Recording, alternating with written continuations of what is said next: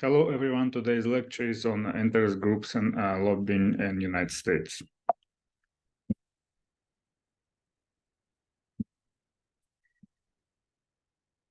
They play an important role in representing all kinds of interests which are present in the society: public interests, private interests, business interests, etc. They do a bunch of different things. They try to monitor public policy, what kind of laws and what kind of regulations U.S. federal government is trying to implement and pass. And the important thing to understand, interest groups lobby president, they lobby executive agencies, they lobby U.S. Congress, and they lobby Supreme Court, they lobby judicial system. So they try to influence all branches of government and on all levels, from federal to local. And there are a bunch of differences between interest groups and political parties. Political parties, one of the main goals is to elect a candidate to a public office. Interest groups participate in this process. They help to do this, but it's not their main goal. Another thing would be if a particular party is in power, they have a majority in House, Senate, or they have presidency, they actually control the full agenda. Interest groups don't control agenda in U.S. government. An important thing, parties, they are concerned with broad agendas which cover like a bazillion of issues. Interest groups usually care. There are some interest groups which are specific to one issue. For instance, NRA, National Rifle Association, they only care about gun rights. Some other groups care about more wide range of issues, but again, a difference would be interest groups have a kind of narrow set of issues about which they care. They can take different forms. In many cases, they form associations. Like, for example, national manufacturers, pharmaceutical manufacturers and researchers of America. That interest group, it's an association trade group for pharmaceutical producers. And another way in which they operate, a person who is doing the lobbying, who is trying to influence public policy, that person is usually called lobbyists. Sometimes people who do this, they have job titles like Vice President for Government Relations, or like Vice President for External Communications. Sometimes they call themselves Strategic Communication Advisors, stuff like this. But usually in terms of law, lobbying requires a direct contact with a person who could make a decision. Yeah, in many cases, interest groups, they are in the form of associations, membership organizations. And again, they could represent all kinds of entities. As I mentioned before, they could represent businesses, but they could represent state and local governments. For example, in 2010, I had an internship sponsored by U.S. State Department at a National Conference of State Legislatures. It's an organization which represents interests of state legislatures in Washington. This is one of the many goals.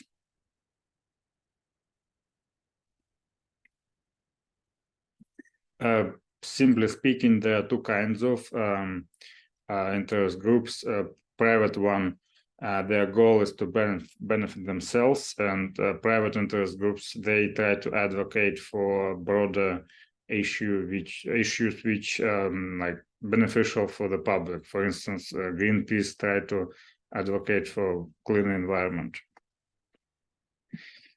There is a problem with interest groups. When you have a membership organization, you might have people who don't participate fully, and it creates a free rider problem. And this is why you might see that there's some interest in society, but it is not represented in the form of actual interest group. And there was this scholar, Mansur Olson. He stated that only groups which can offer their members particular benefits can form and function effectively. I can give you an example. I'm a member of the American Political Science Association. The main goal of this association is to advance political science as a profession. They have conferences, they organize workshops, they try to make political science like more effective in understanding politics and all those different issues. So they're not created to lobby, but occasionally when there is a funding for a National Science Foundation and it has small program for political science, whenever it's usually a Republican senator, a Republican congressperson attacks funding for National Science Foundation, members of American Political Sciences organization gets email and saying like, please contact your lawmaker. We need to keep funding for National Science Foundation. So this is the idea of why only those groups which can offer those like specific benefits they can function effectively. Yeah, this is what I just mentioned. There are different ways in which interest groups can try to overcome this collective action problem. They can try to fundraising outside of their members. They could offer specific benefits of joining a group. For instance, as a member of American Political Science Association, I get to go to conferences, be like alert about new developments in political science. So I joined that group to get specific benefits, like being able to see what's going in political science and attend conferences. Yeah, this is it. There are different ways in which interest groups participate in politics. They could give advice to their members about candidates for various offices. They can form, in some cases, when like issue is very silent, they can form a grassroots movement when interest groups build from like bottom up. They also try to frame issues in like beneficial way through media, social media, like print, television, whatever. And they try to look at what the government is doing in terms of new laws and regulations. What happened with interest groups community over the last 5 decades? The number of interest groups in America increased dramatically, and different types. We can see now more and more various different types of interest groups. Another thing would be fragmentation of interest groups. For example, in 1960s, there have been American Farm Bureau Federation. That interest group represented American farmers in Washington. But now we can see like American Chicken Council, American Sugar Council. So all those farmers which specialize in different kinds of produce, they formed their own interest groups because they think it would be more beneficial for them.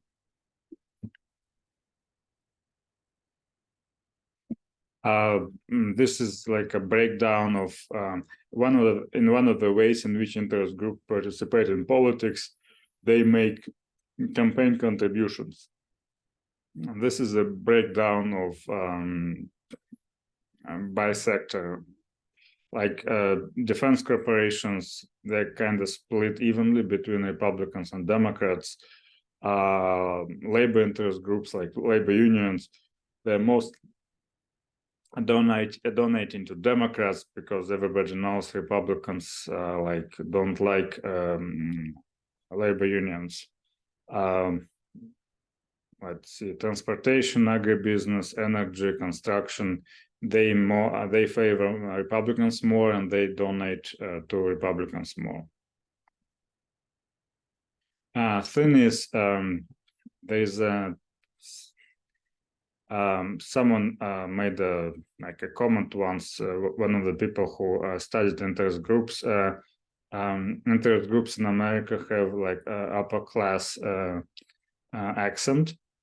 Thing is, lower classes in United States society, they don't participate in interest groups activities as much as people with like a high income.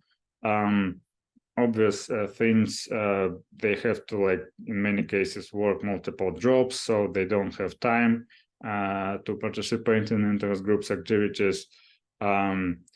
Obvious financial barriers to participation. For instance, your organization asks you to like go to Washington and talk to a lawmaker in person about a particular issue like you care about. If you live from paycheck to paycheck, you like cannot afford to do it.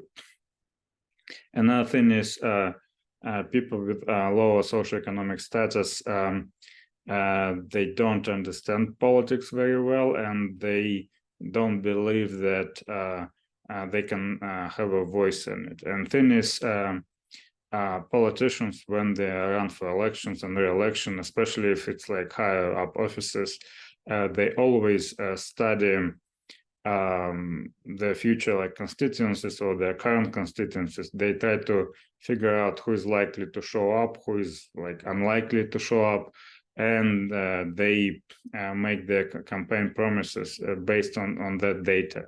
So if like they do poll and they see that that certain demographic is unlikely to show up, in this case, politician doesn't tweak his or her campaign messaging toward that particular group. So if like there's one thing you remember from this class, politicians in America, they hire pollsters to study who is likely to show up for elections in their district or in their like state, whatever.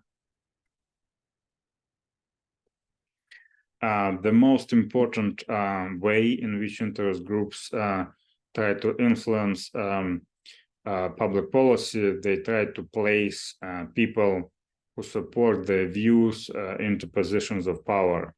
Thing is, interest groups, scholars since David Truman or even like Bentley, like for like 100 years, spend a lot of effort trying to figure out what influence interest groups have and what kind of lobbying techniques actually more influential in terms of changing public policy.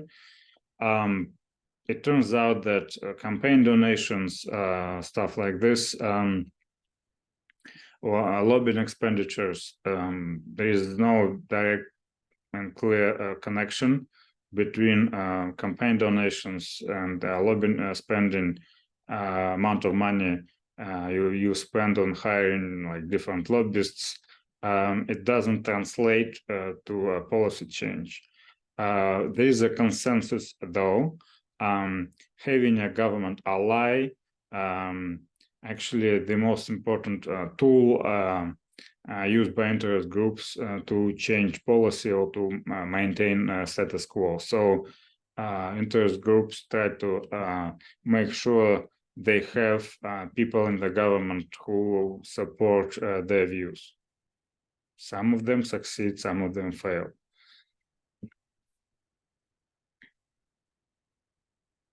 Yeah, another in terms of technical stuff, they form political action committees, which they use to make like actual campaign contributions.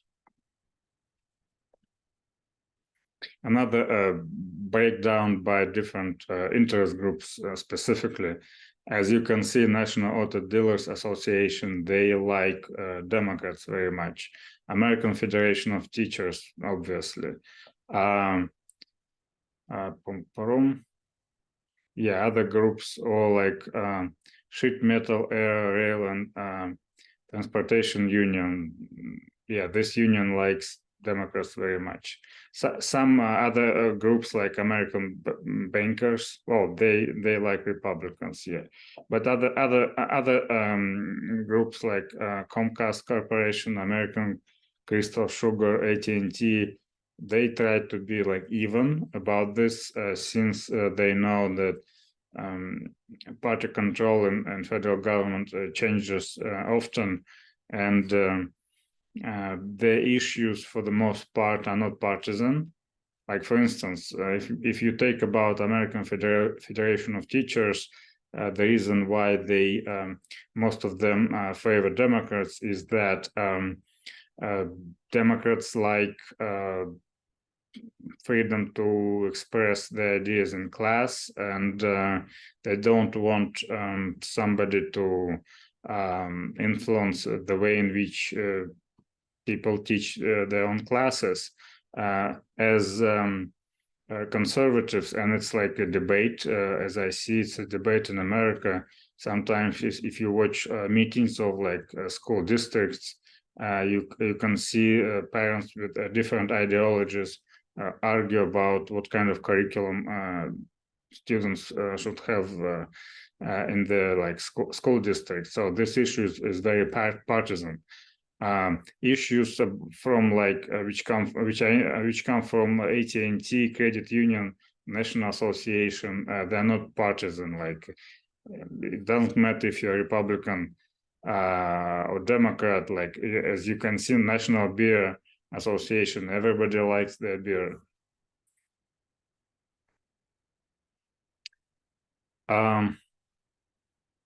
Thing is, lawmakers for the most part, they're not specialists in like all public policy issues.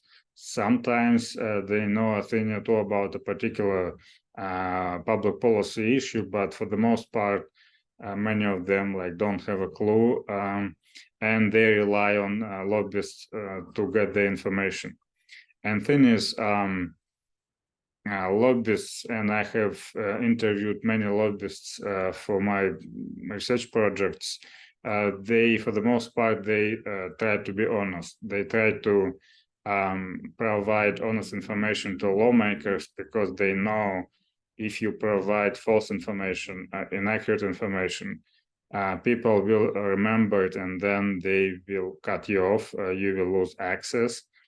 So for the most part, a lot of these are good sources of specific policy information. And another thing, they provide political information. They are saying that your particular stance on this particular issue might have this or that influence on your constituencies back home. And obviously interest groups, they try to contact members from committees they care about. If you, again, American Farm Bureau Federation, you'll probably contact people on Agriculture Committee in the House and in the Senate. Again, different avenues, legislation on the floor.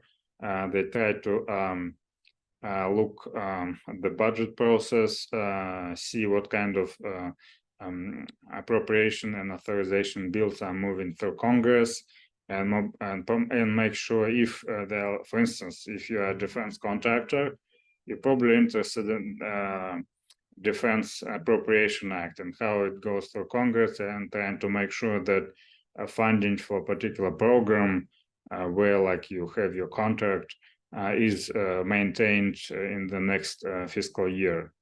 So budget process is an intense object of interest groups' attention. They try to, another thing they do, they try to block legislation which they think will harm the cause. Some of them fail, some of them succeed. It's all very complicated, and it depends on a lot of issues, a lot of circumstances. There are a bunch of regulations. A Lobbying Disclosure Act requires disclosure of lobbying activities. Lobbyists and interest groups, they have to register with the Secretary of the Senate and Clerk of House of Representatives, and those reports are available online. You can just go to like ldasenate.gov and look at the reports filed by interest groups and see what kind of activities they're trying to what kind of goals they're trying to pursue. Another thing would be Honest Leadership and Open Government Act. It was passed after Abramov scandal. It was a lobbyist who engaged in various corrupt practices.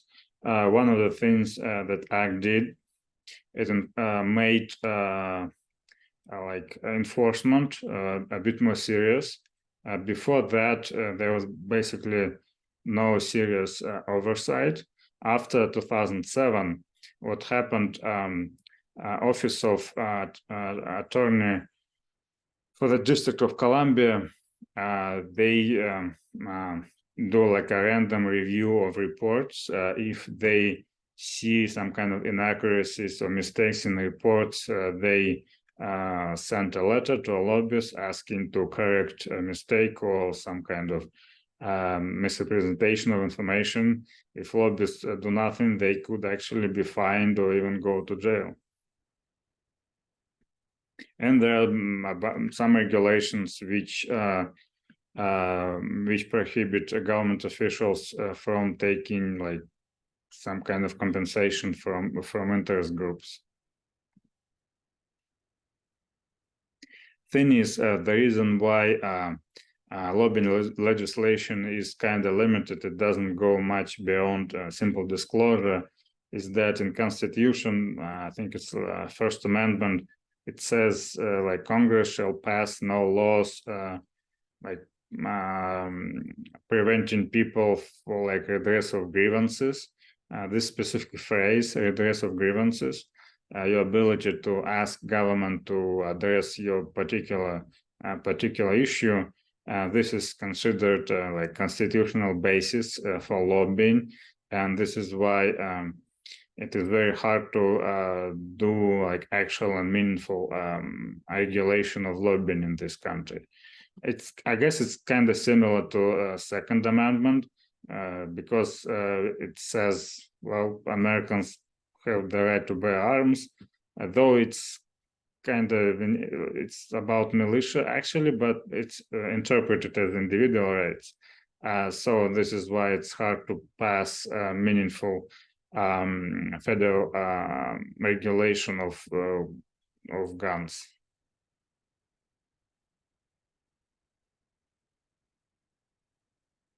Another important thing is, since Supreme Court have been conservative lately, they passed a bunch of rules. As I mentioned before, they passed Citizens United.